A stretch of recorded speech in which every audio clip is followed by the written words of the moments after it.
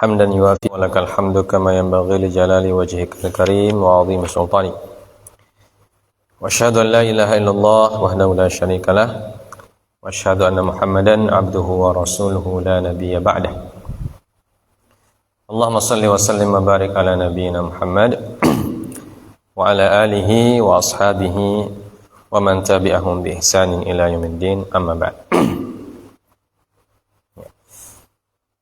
Pertama-tama marilah kita senantiasa mengucapkan puji serta syukur kehadirat Allah Subhanahu wa taala.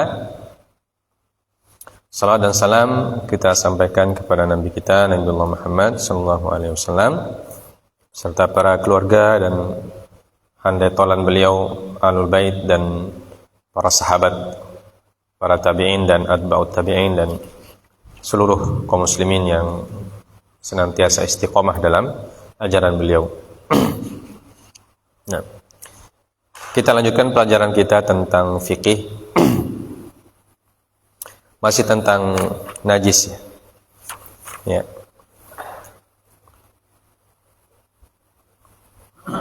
Kita baca dulu matannya, matan Abu Syuja. Coba baca Zam.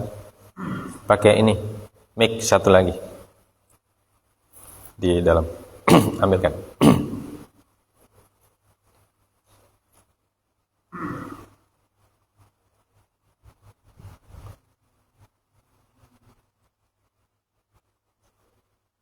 Nyalain samping.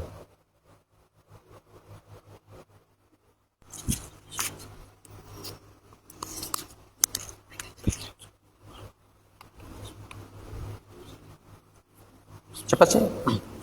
Qala yu'fa an syai'in minan najasati illa al-yasira minad dami wal qayhi wa ma la nafsa lahu sa'ilatun idza waqa'a fil ina'i wa mata fihi fa innahu la yunajjisuh. Ya. Qala al-mu'allif rahimahullah, kita baca dulu, terjemahkan dulu matannya.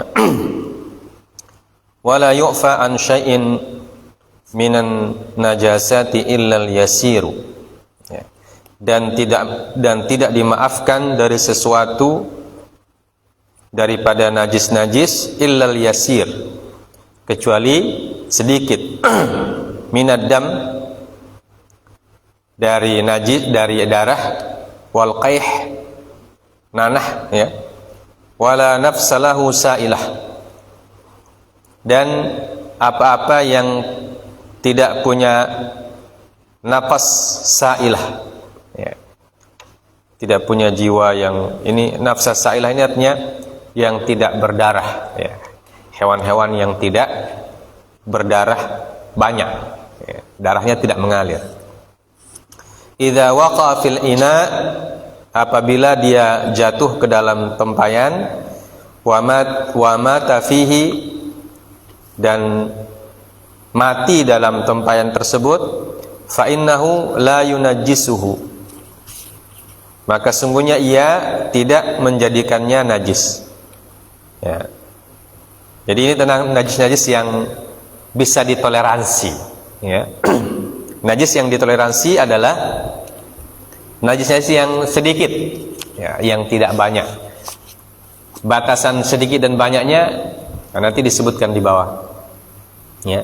Yang penting batasannya secara umum, najis itu atau benda-benda yang awalnya najis kemudian dimaafkan adalah najis yang kita sudah berusaha untuk menghilangkan tetapi bekas-bekasnya masih tersisa. Seperti yang kita sudah sebutkan pekan kemarin ya, berupa underwear ya, pakaian dalam yang kena bekas haid ya kan? Kena bekas haid sudah diusahakan untuk dihilangkan ya, sudah hilang semuanya tapi warnanya masih menempel. Nah, itu dimaafkan. Ini juga ada najis yang disebutkan sini adalah dam. Dam ini darah. Ya. Darah binatang yang najis itu apa? Daman masfuhan. Ya, darah yang mengalir. Darah ayam, darah kambing, darah itu najis itu. Ya. Kalau dia banyak. Ya. Tapi kalau dia sedikit, ya itu dimaafkan. Wal qayh, wa ma la nafsalahu sa'ilah, dan apa-apa yang tidak punya nafsun sa'ilah. Nafsun sa'ilah ini nanti diterjemahkan di bawah seperti apa. Ya, coba dibaca dulu.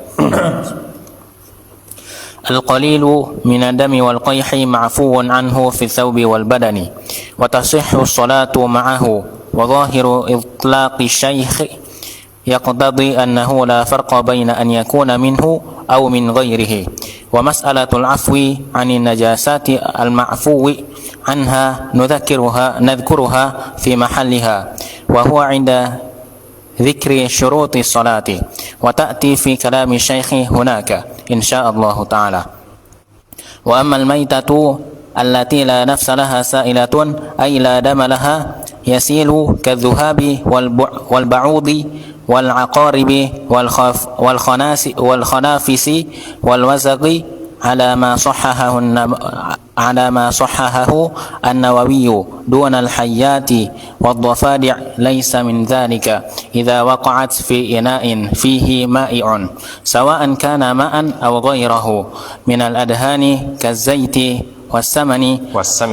والسمن أو غيره كالطعام وماتت فيه فهل تنجسه فيه خلاف والمذهب عدم التنجيس لقوله صلى الله عليه وسلم إذا وقع الذباب في شراب أحدكم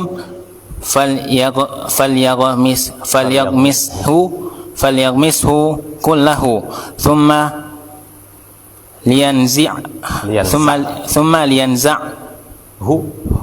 لينزعه فإن في أحد جناحيه داء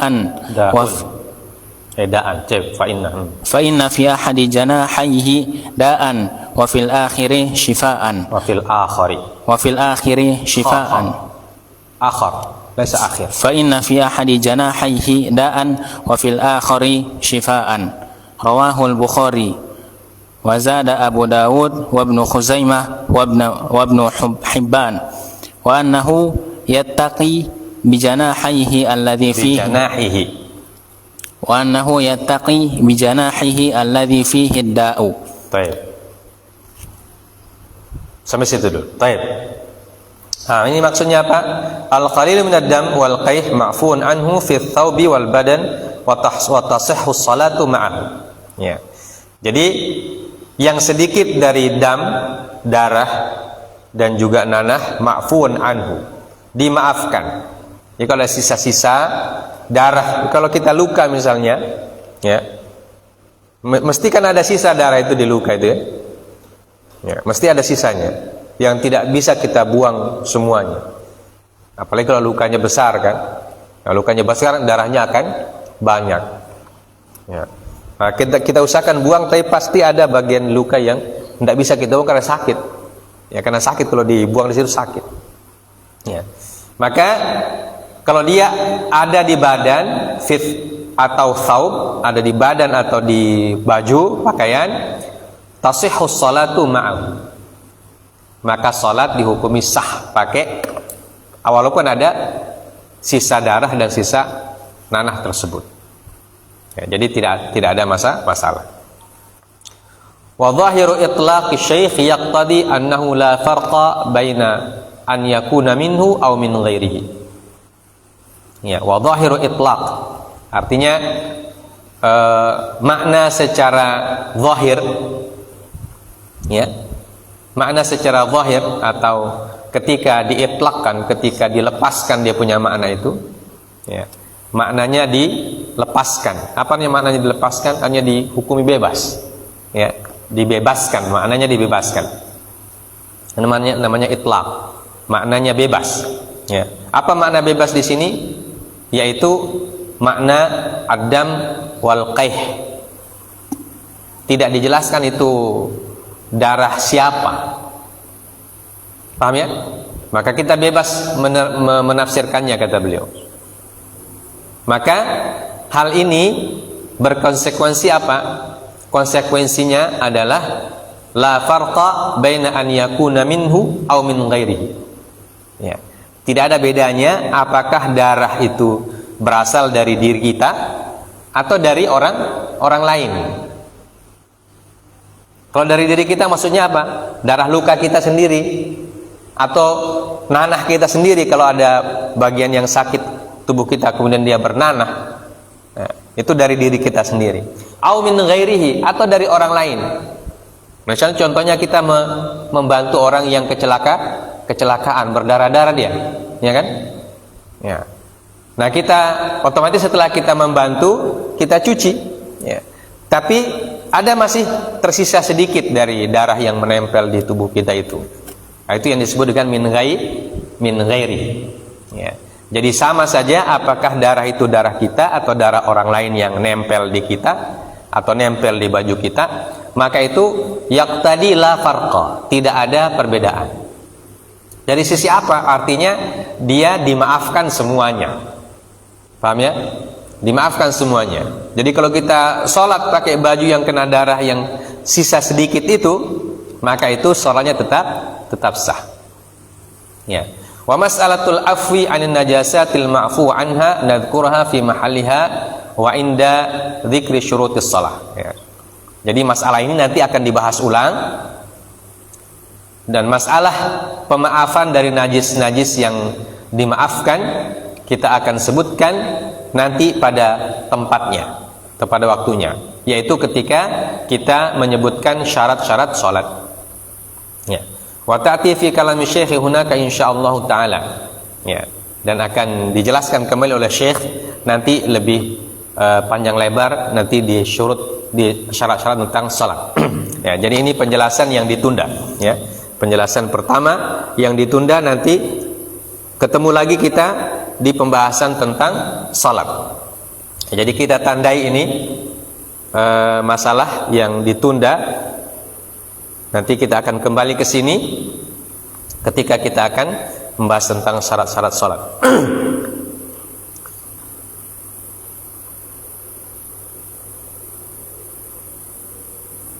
Ya. Kemudian wa ammal maitah, ya, beliau langsung menjelaskan faktor atau hal yang ketiga. Adam dan qaih ini yang dima'afu anhu. Yang ketiga langsung beliau jelaskan wa ammal maitatu. Ya, dan sedangkan bangkai. Ya. Bangkai ini kan sebenarnya adalah najis. Jadi yang najis itu darah, nanah, bangkai. Ya. Tetapi ada bangkai yang tidak najis. Allati la nafsalaha sa'ilatun. La nafsalaha sa'ilatun ini artinya apa? Artinya ay la damalaha yasilu.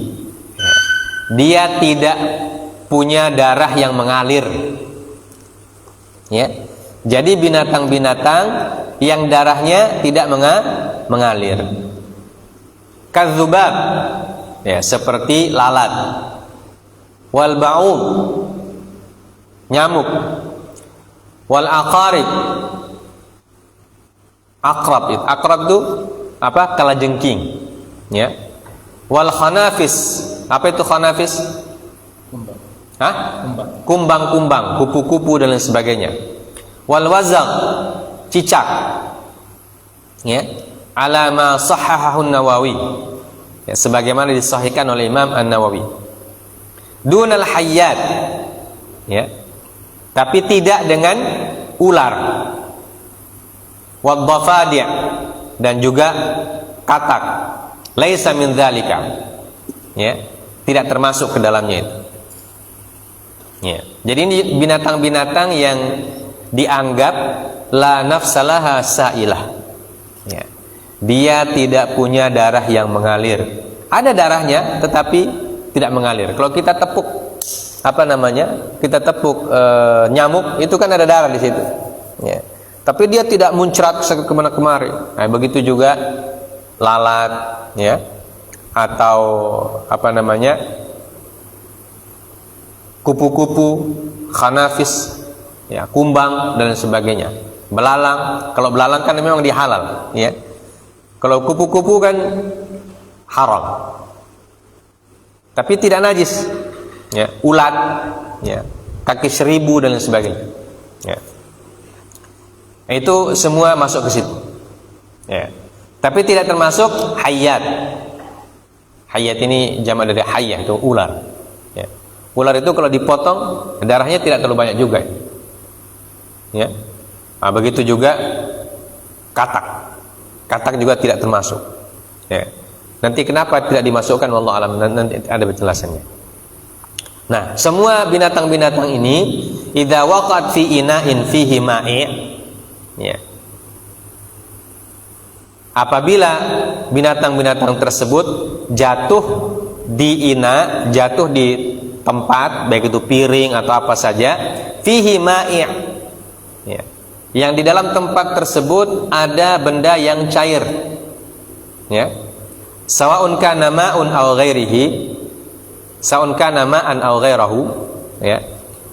Apakah dia benda cair itu berupa air atau selainnya? Benda cair kan bisa air, bisa minyak, ya kan? Bisa apa lagi? Pokoknya yang cair-cair lah, ya, air, susu, ya, dan sebagainya. Minal adhan. Adhan ini jamak dari kata duhun, ya. Duhun itu artinya apa? Hah? Sejenis lemak-lemak begitu ya. Kazait, seperti minyak. Wasamin, minyak samin, ya. Minyak kelapa, minyak samin, minyak kemiri dan sebagainya. Au ghairahu katta'am, atau yang lain seperti makanan. Nah, makanan kita kan ada yang makanan encer seperti bubur apa semua. Yang jelas binatang-binatang ini jatuh ke tempat tersebut. Wa matat fihi. Kemudian mati di situ. Ya. Fahal tunajjisuhu? Pertanyaannya, apakah makanan itu menjadi najis karena bangkai dari binatang tersebut sudah masuk situ? Apakah dia menjadi najis? Fihi khilaf. Wal madhab adamut tanjis. Ya. Di sini terjadi perbedaan pendapat para ulama, kata beliau. Tapi beliau mengatakan bahwa al madhab ala adamit tanjis.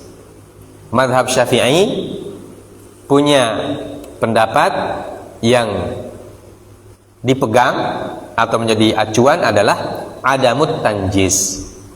Ya. Tidak menyebabkan cairan atau makanan atau air itu menjadi najis. Ya. Jadi ini patokannya. Jadi kalau ada nyamuk yang jatuh di air kita pakai wudu, maka itu tidak apa-apa. Ya. Nyamuk atau lalat atau apa, ya, yang disebutkan tadi itu, ya, kumbang dan lain sebagainya. Ya.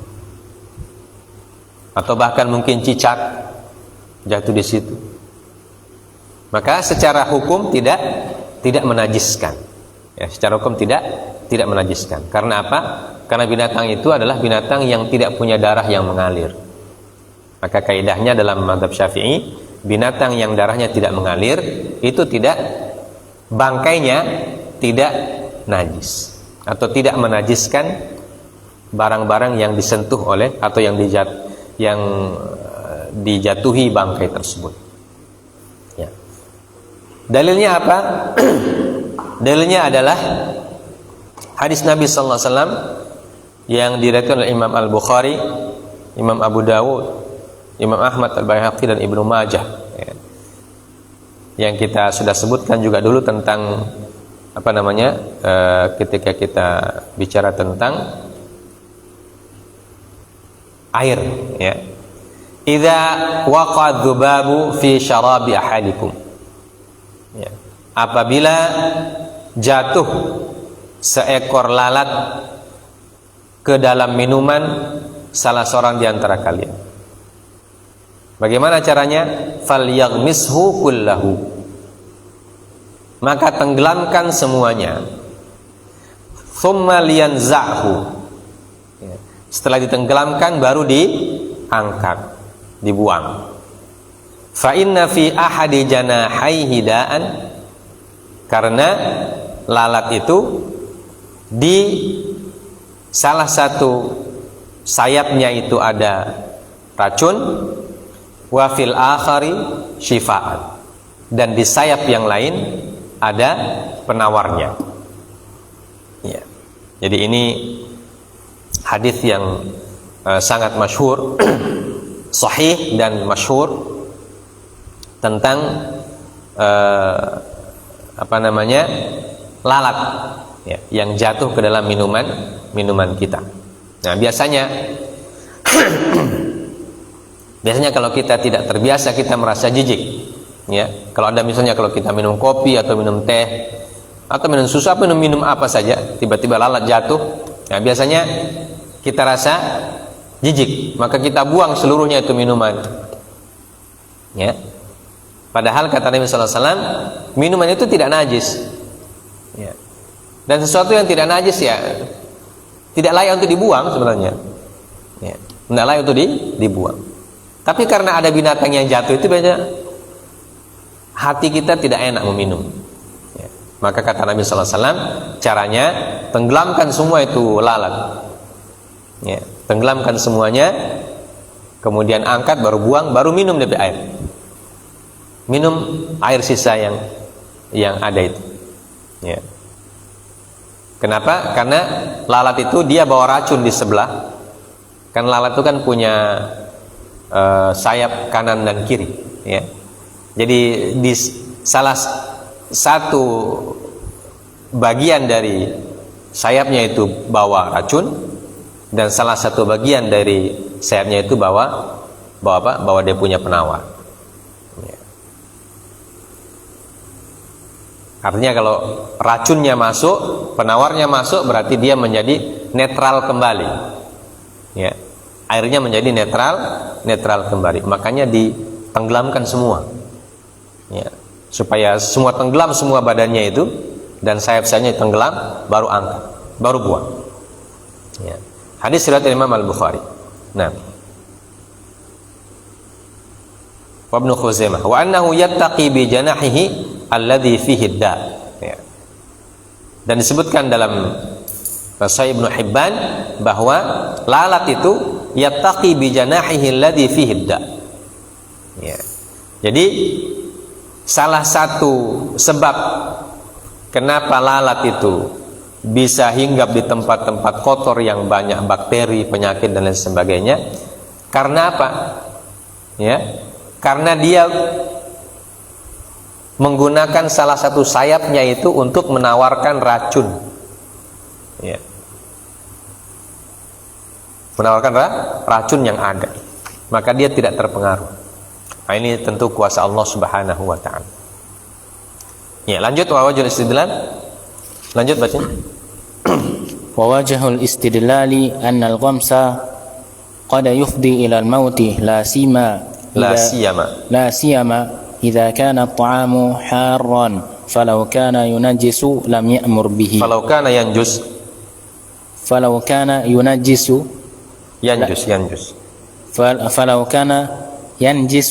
لم يأمر به وأيضا فصون الأواني عن هذه الحيوانات فصون الأواني عن هذه الحيوانات فيه عسر ومشقة فيعفى عن تنجيسها لذلك وقيل تنجسه لأنها ميتة كسائر النجاسات قال ابن المنذر ولا أعلم أحدا قال هذا القول غير الشافعي وفي قول آخر إن كان مما تعم به البلوى كالذباب ونحوه فلا ينجس وإن لم تعم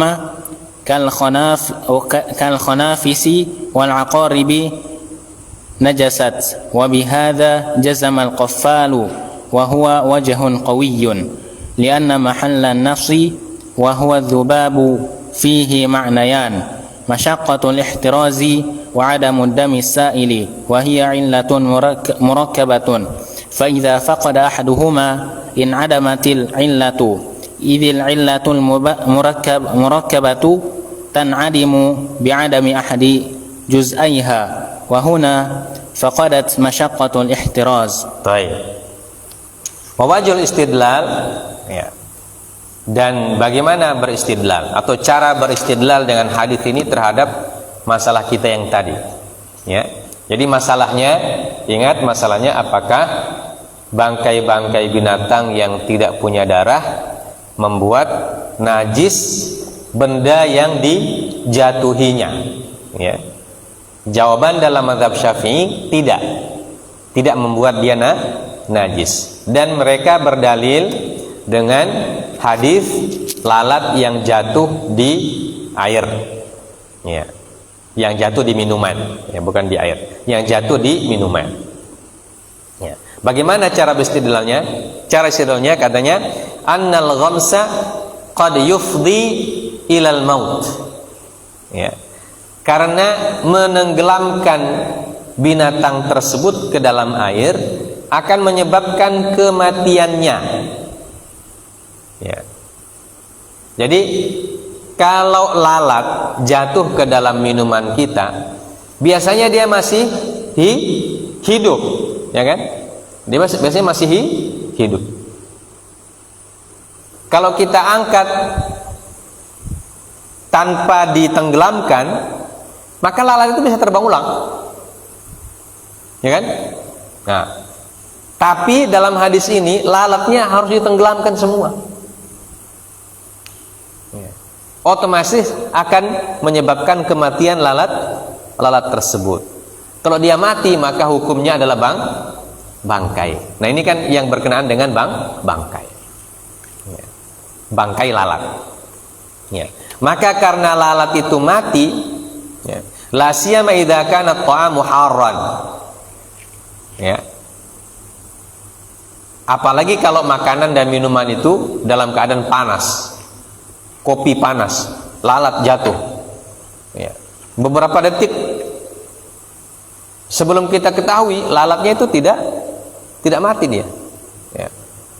Kalau lu sudah lama di situ baru dia mati, ya. Jadi kalau begitu hinggap atau begitu jatuh di kopi yang panas baru kita angkat langsung kita buang, kemungkinan besar lalat itu akan hidup dia, ya. Tapi ketika kita disuruh menenggelamkan semua, maka itu akan menyebabkan lalat itu menjadi mati, ya. Terus bagaimana hubungannya dengan najis? Falau kana yunajis au yanjus lam ya'mur bi. Andaikan bangkai lalat itu membuat najis, maka kita tidak diperintahkan untuk menenggelamkannya. Nah, itu dia punya wajhul istidlal, ya. Artinya alasannya karena lalat itu mati karena kita tenggelamkan, menyebabkan air itu maknanya tidak menjadi najis. Paham ya? Paham? Nah, jadi dia tidak menjadi najis karena dia disuruh tenggelamkan, ya. Wa aidan fasaunul awani an hadhil hayawanat fihi usrun wa masyaqqah fayu'fa an tanjisihi lidzalik. Nah, itu wajhul istidlal yang pertama. Apa cara memahami hadis yang pertama? Artinya karena kemungkinan besar lalat tersebut menjadi mati ketika ditenggelamkan, ya. Dan setelah itu kita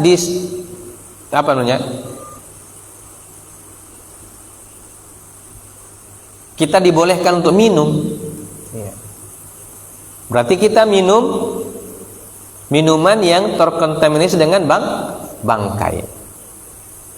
Andaikan dia najis, maka kita tidak boleh minum itu, ya kan? Karena kan tidak boleh kita mengkonsumsi barang-barang najis, ya. Tidak boleh kita minum kalau dia najis, ya. Tapi karena Rasulullah SAW membolehkan untuk diminum, maka berarti keberadaan bangkai binatang tersebut tidak merubah status kesucian air minum itu. Maka dia boleh tetap dikonsumsi, tetap diminum. Alasan yang pertama. Alasan yang kedua, saunul awani an hadil hayawanat fihi usrun wa masyaqqah, Ya. Menjaga atau melindungi tempat-tempat dari binatang-binatang seperti ini adalah sesuatu hal yang usrun wa masyaqqah, yang sulit, ya, dan berat. Kenapa? Karena hewan itu di sekeliling kita tiap hari, tiap malam, ya, tiap hari, tiap malam ada di kita, ada di dapur, ada di, pokoknya di rumah kita banyak ini hewan-hewan ini. Jadi hewan yang memang tidak pernah jauh dari kehidupan manusia. Ya. Maka karena ada masyaqqah, bayangkan kalau setiap kita bikin kopi, ya, bikin kopi pertama, gelas pertama jatuh lalat, ya, kita buang. Bikin lagi, tiba-tiba jatuh lagi nyamuk, buang lagi. Ya. Bikin lagi, tiba-tiba jatuh lagi binatang yang semisal tadi. Jadi tidak jadi minum kopi, ya, gula so habis. Tidak jadi minum kopi, udah kopi so habis, gara-gara dibuang terus, ya, dibuang terus, ya. Makanya ini dianggap masyaqqah. Karena dia masyaqqah, maka dimaafkan, ya, yaitu istilah yang kedua. Ya. Fayu'fa an tanjisiha lidzalika. Kemudian waqila tunajisuhu. Nah, ini pendapat yang kedua. Tadi kan sudah sebutkan di awal pendapatnya khilaf, ya. Jadi kalau ada pendapat khilaf berarti pasti ada pendapat yang lainnya. Tetapi kata beliau madhab ala annahu la yunajis.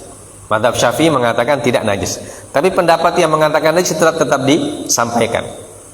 Ini bagian dari amanah ilmiah tentunya. Amanah ilmiah, walaupun kita tidak berpendapat seperti itu, tidak apa-apa kita sampaikan ini pendapat. Tapi menurut saya ini yang menurut madhab ini yang paling benar. Waqila tunajisuhu li'annaha maitah kasairin najasat, ya.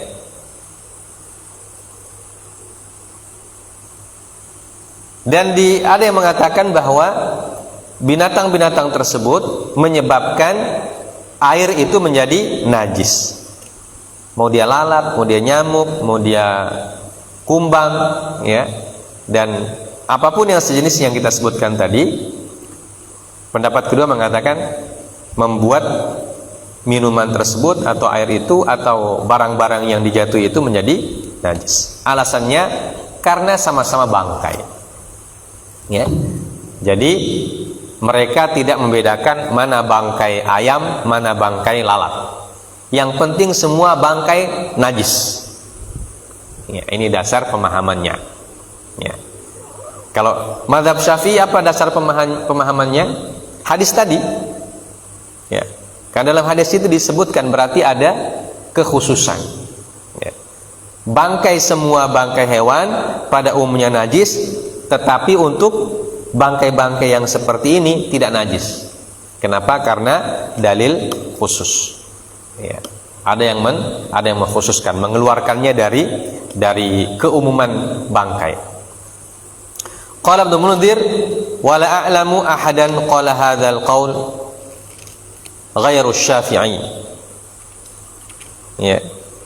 Berkata Ibnu Munzir, la a'lamu ahadan qala hadzal qaula ghairu Syafi'i. Saya tidak mengetahui, berkata Ibnu Munzir, saya tidak mengetahui seorang yang mengatakan perkataan ini selain Al-Imam Asy-Syafi'i. Ya, jadi Imam Syafi'i punya dua pendapat.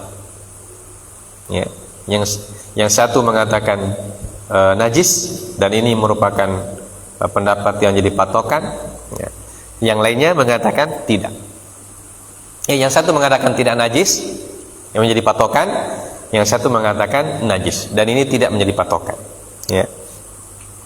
Wa fi qaulin akhar, dan ada pendapat yang ketiga, in kana mimma ta'ummu bihil balwa, ya, kadzubabi wa nahwihi fala yunajjis, wa in lam ta'um kal khanafisi wal aqarib najasat. Ya. Pendapat yang ketiga, mereka membedakan lagi. Ya. Jadi dua tahap ini pembedaan. Pertama, seluruh binatang mau punya darah mengalir atau tidak bukan darah mengalir. Ya. Kemudian yang kedua, binatang yang darahnya tidak mengalir, lingkaran lebih kecil. Ya. Nah, binatang yang darahnya tidak mengalir ini dibagi lagi menjadi dua. Ya, menurut pendapat yang ketiga. Yang pertama, ma ta'ummu bihil balwa. Ya. Apa artinya ta'ummu bihil balwa? Yang dampaknya itu umum. Ya. Dampaknya umum. Atau dampaknya luas. Ya. Artinya sering terjadi, seperti dzubab, lalat. Ya. Kalau lalat ini kan sering terjadi di dalam kehidupan kita. Tiap hari, tiap malam bahkan ada lalat di mana-mana. Ya. Nah, yang kedua, la ta'ummu bihil balwa. Ya. Dampaknya tidak signifikan. Ya, seperti apa? Seperti kalajengking. Nah, kalajengking ini kan tidak semua rumah ada kalajengking. Ya. Tidak semua rumah ada kalajengking atau kumbang, tidak semua rumah. Ya. Bahkan kumbang juga kalau ada jarang sekali masuk di rumah. Ya. Paling mereka di luar rumah saja. Beda dengan lalat yang bisa masuk kemana saja, bahkan bisa masuk kamar mandi, bisa masuk kamar tidur, bisa masuk dapur dan sebagainya. Lalat. Jadi lalat itu ta'ummu bil balwa, artinya dampaknya dia luas. Paham ya? Nah, kalau kumbang itu dampaknya tidak luas. Ya, karena dia jarang masuk rumah. Ya, jarang masuk rumah. Dia paling di luar rumah saja, dia terbang ke sana kemari di luar rumah. Ya. Dan biasanya kalau kita simpan air apa semua kan di dalam rumah, tidak di luar rumah. Nah, kalau di luar rumah biasanya kalau air untuk air untuk wudu biasanya kita tutup kalau di luar rumah itu kan. Nah, kalau ditutup kan biasanya terhindar dari hal seperti itu. Ya, maka disebut dengan la ta'ummu bihil balwa. Dia dampaknya tidak signifikan. Maka pendapat yang ketiga ini mengatakan kalau yang dampaknya signifikan seperti dzubab, maka dia tidak menajiskan. Ya, tidak menajiskan. Tapi kalau dampaknya tidak luas, maka dia menajiskan. Ya, jadi mereka bagi dua lagi itu. Bangkai yang mala nafsalahu sailah. Ya, bangkai yang tidak punya darah mengalir, itu mereka bagi dua. Yang sering menghinggapi manusia itu dianggap balwanya atau dampaknya luas, maka dia dianggap tidak menajiskan. Kenapa? Karena dimaafkan. Karena saking banyaknya itu. Ya. Kalau tidak dimaafkan berarti dia akan masuk ke unsur masyaqqah. Ya, masuk unsur masyaqqah dia. Maka dimaafkan dia supaya masyaqqahnya hilang. Ya, tapi kalau yang lain ini tidak ada unsur masyaqqahnya. Kenapa? Karena dia jarang hinggap. Ya. Dampaknya tidak terlalu signifikan. Maka karena dampaknya tidak signifikan berarti dia tetap dalam hukum bangkai. Paham ya? Yang sama dengan bangkai-bangkai ayam dan lain sebagainya itu. Ya. Maka dia tetap membuat minuman atau air menjadi najis. Ya, ketika dia jatuh dan mati di situ. Dan ini yang disebut oleh Imam Al-Qaffal. Imam Al-Qaffal salah satu imam dalam mazhab Syafi'i, namanya Imam Abu Bakar Abdullah ibni Ahmad ibni Abdullah Al-Maruzi, ya, atau Al-Marwazi, al-ma'ruf bil Qaffal, ya. Syekhul Marawizah, kana fi ibtida' ya'malul aqfal. Ya. Kenapa dia disebut Al-Qaffal? Karena beliau di awal kehidupannya ya'malu al-aqfal, qufal, pembuat kunci, ya. Jadi profesi beliau membuat kunci, gembok. Thumma ishtaghala bil fiqhi hatta sara wahida zamanihi. Tufiya fi Jumadal akhirah sanah 17 wa 400 wa umruhu 90 sanah. Ya. Jadi Imam Al-Qaffal, ini nama beliau ada di sini, namanya Abu Bakar Abdullah bin Ahmad bin Abdullah Al-Marwazi, ya, dari suku Marwaz, ya. Dan beliau dipanggil Qaffal nisbah ke profesinya, ya, nisbah ke profesinya, karena profesinya di awal kehidupan beliau berprofesi sebagai orang yang membuat kufel, orang yang membuat gembok atau kunci. Ya, setelah itu baru beliau bergelut dengan ilmu fiqih sampai beliau menjadi wahiduz zamanihi, artinya orang yang pakar di bidangnya pada zamannya, pakar bidang fiqih pada zamannya, terutama fiqih Syafi'i.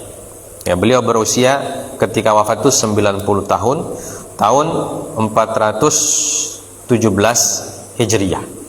Ini namanya Imam Al-Qaffal. Ya, Imam Al-Qaffal. Baik. Wa huwa wajhun qawi, ya.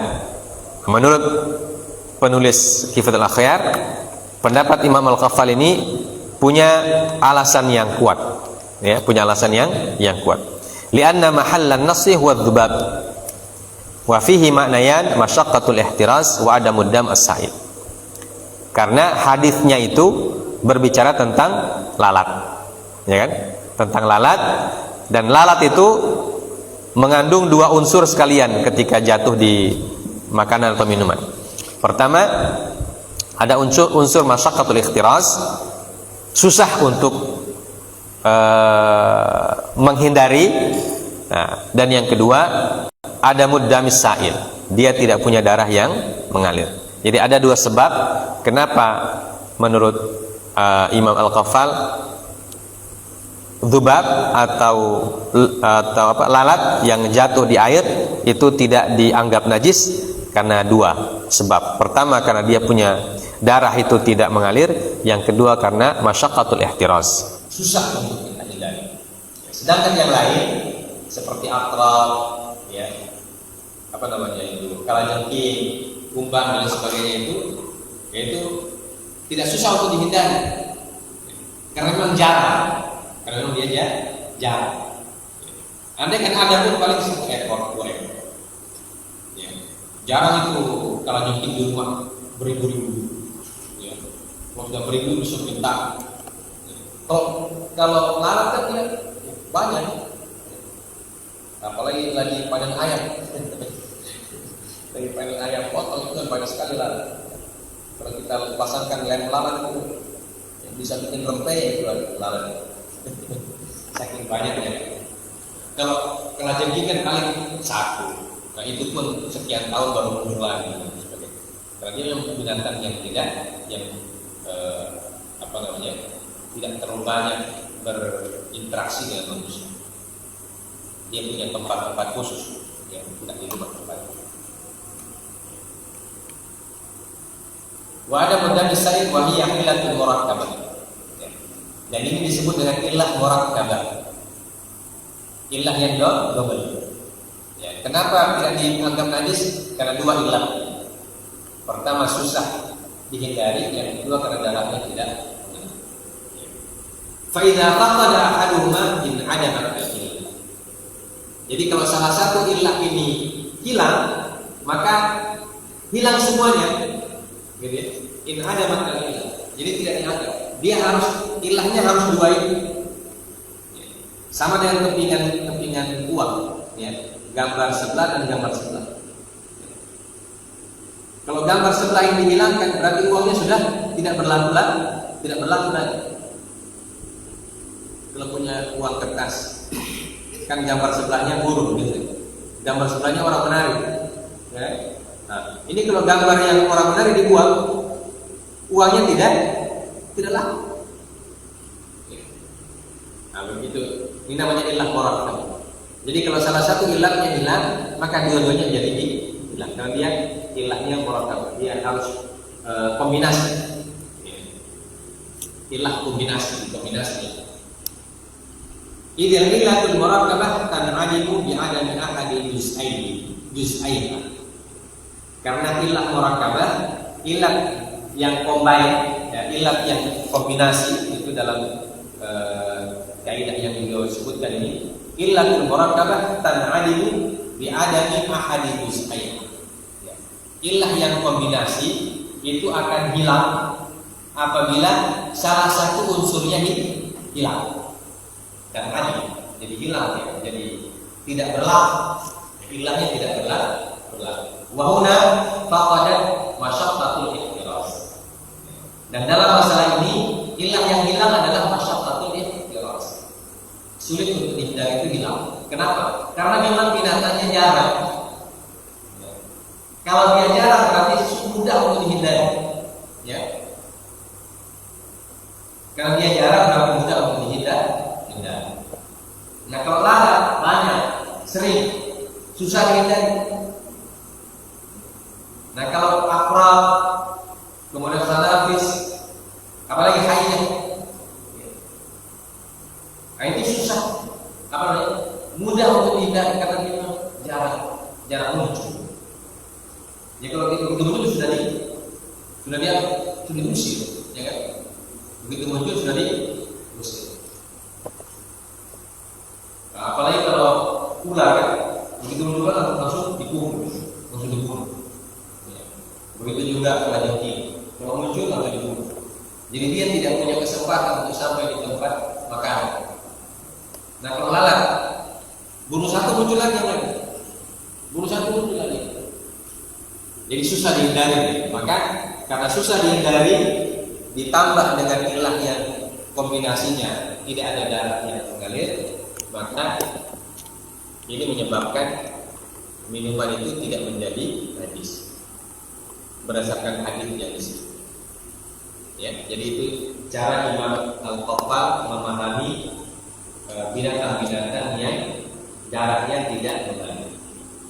Jadi pada intinya binatang yang tidak mengalir, bangkainya itu dalam mazhab Syafi'i, dalam mazhab yang paling kuat rajih itu tidak menajis. Pendapat yang kedua mengatakan dia menajis. Pendapat yang ketiga dipisah antara lalat dan akrab dan sejenis. Yang lalat itu tidak menajiskan. Karena apa? Karena susah untuk dihindari.